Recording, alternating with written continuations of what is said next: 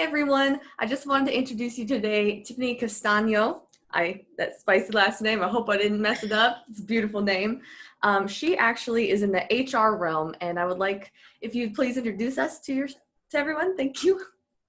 Sure. So as Brittany so lovely introduced me with a little spice, I'm a little spicy myself. So I'm Tiffany Castagno. I am CEO of CEPHR, which is Cultivating the Evolution of Professional HR.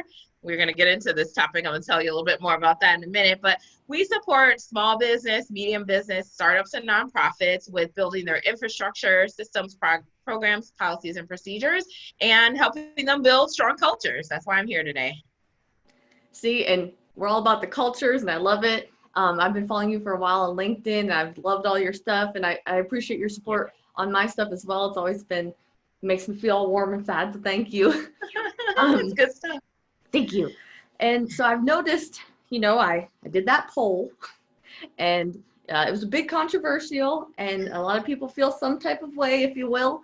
And so today, LinkedIn, we're here to talk about that because the poll, long story short, was, do you feel like HR has your best interest? And unfortunately, there was a high percentage of about 260 people that said they didn't feel that HR had their best interest.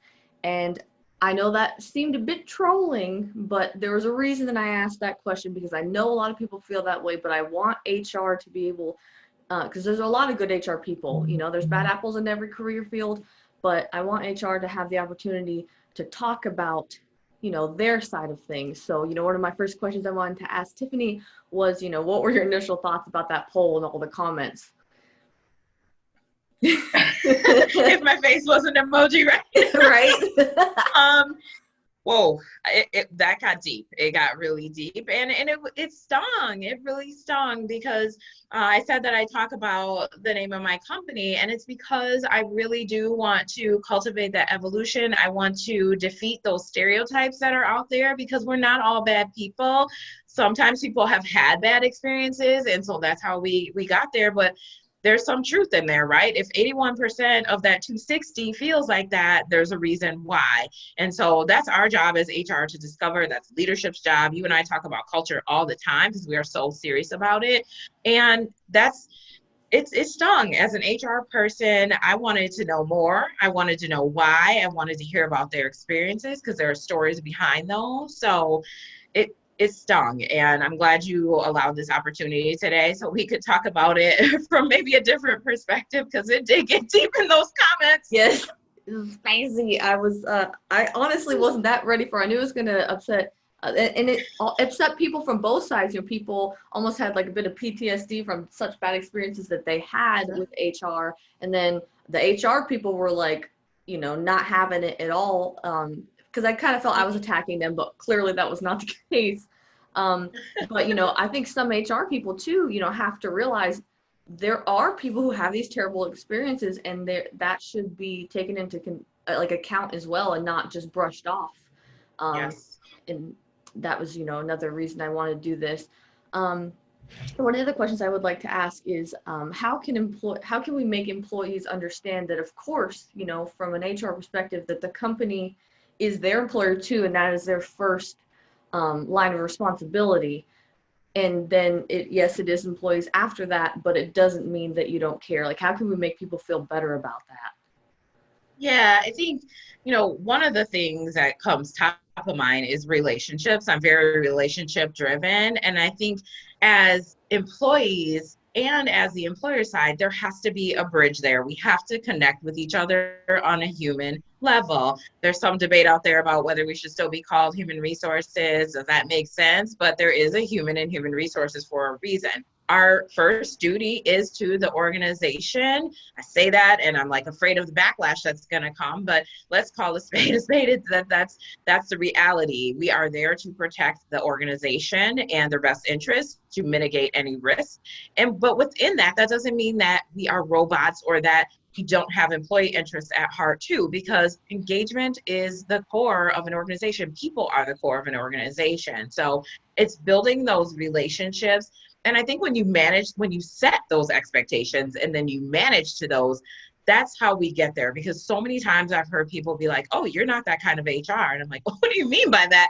They say, oh, you're a different kind of HR. And I'm like, I'm just a person. And so get to know your employees. Leaders, have your employees' backs, and don't make HR the bad guy. That's how I think we get here a lot of the times, is there's not alignment and support from the top. Agree. And I talk about that all the time, about like it starts at the top and with Yes. culture.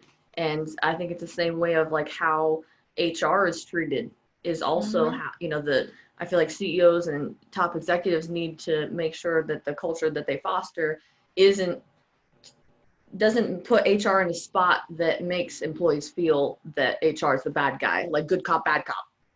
Right. Type of Right. situation. And I'm not, it very much becomes that at times, right? unfortunately. It is. And I've been in situations where, I was working as a contractor for the government, and it's more like the civilian side, of course, of things, because I was military before. And I did feel more like not as safe as when I was in the military. We had like first sergeants and long sergeants, so that's almost kind of like a segue to HR. And they were very people first, and then squadrons and Air Force almost came second. Like, let's make sure the people are good. And so when a lot of veterans get out of the military, they're like confused as to how HR works, because they think that it's going to be like that. And the reality is it's not. And I think that's a big point I wanted to bring out to my veteran friends today, is that there is a difference, but it doesn't mean that HR doesn't care and isn't going to, prioritize you. It's just that you have to understand as well that, people have jobs that they have to look out for themselves and their families, and they, can't just put everything on the line for you. They also have a job that they have to secure, an HR person. Whereas in the military, a first sergeant could, put their, life, if you will, on the line for you and not have the repercussions that a civilian HR person would. That's such an important call out, and thank you so much. And I support our veterans too. I hold a certificate related to that. Thank you for your service. And I really appreciate you sharing that. That's so important, because there is a difference. And I have been doing some work to be a part of that solution too, because sometimes what people get told before that transition happens from the military is different. And let's talk offline too. I might have someone else for you to talk to in that space too. Awesome. Thank you. But yeah, I wanted to, open the floor, of course, to you. You have so much knowledge to give us, but to anything really related to this entire subject, this poll. I think that, I said that setting those expectations and managing those expectations, I think it has to be foundational, because so many times I walk in the room and it's like, oh, here comes the HR, and people literally start scattering. And I'm like, wait a minute, what are we doing here? Or people think they're in trouble, or they're going to get fired. And I want people to know that there is so much work being put into this. And I'll share that the reason I got into HR is because I was part of that 81% at one point. I got into HR because I didn't have good experiences, and people weren't following up with me. They weren't getting back to me. They weren't being kind or empathetic to situations. And thankfully, I didn't have to go through serious situations, but just on a basic level, I wasn't getting my needs. And so I was like, let's check into this. I feel like I can make a difference, and I've never looked back. I feel like it's my calling. I think that, there's that foundational work, but also just understanding that it's kind of what you make it. And so you have to build those relationships. And there is a whole community of people out there who are working to change the perceptions of HR, who are doing a whole bunch of work. And I know that because I'm part of that work. I was just on a meeting earlier this week and last week, and I will be later this week. So there's so much work that's going into that, because we have some disruptors in HR. We know that we need people to get paid, right? So we need people to do payroll. We need people who can help us understand our compensation and benefits. We need people who can maybe manage through that interpersonal conflict on the day-to-day. And we need our people who are strategic and who can help build organizations. But that being said, that's a whole lot of stuff. So that's another thing I want to point out, is that HR people do a whole bunch of things. We're not just there to hire you and fire you.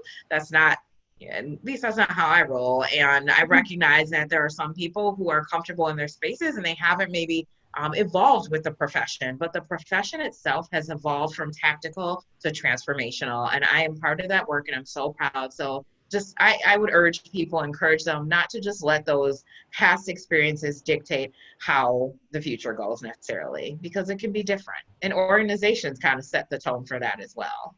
Absolutely. And I love how you brought up tactical and transformational. You know, that's a leadership theory as well.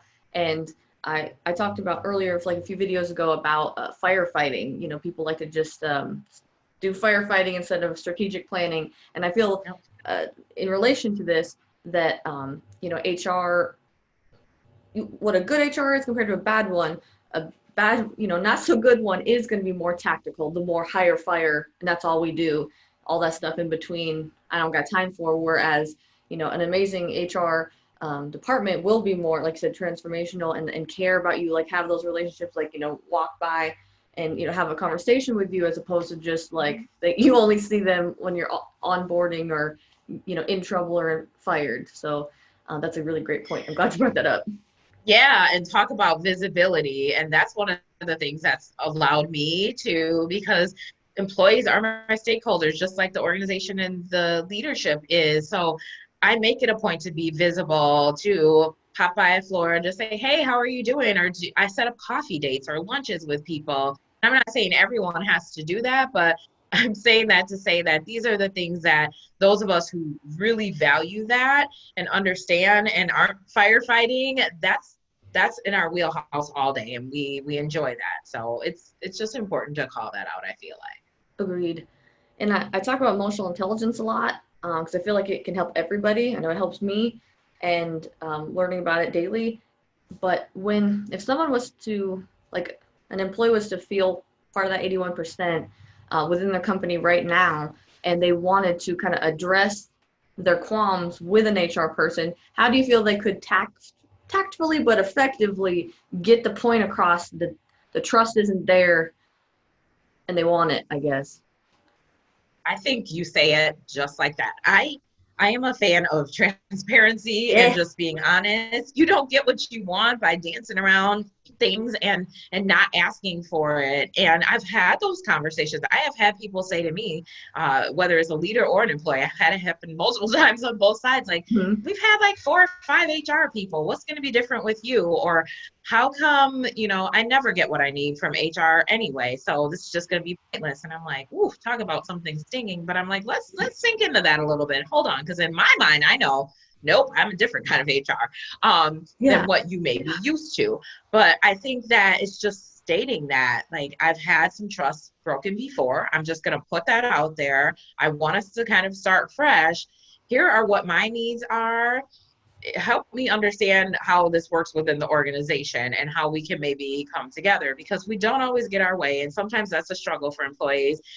Maybe there was some disciplinary issue that they did or didn't recover from, but they still feel some type of way.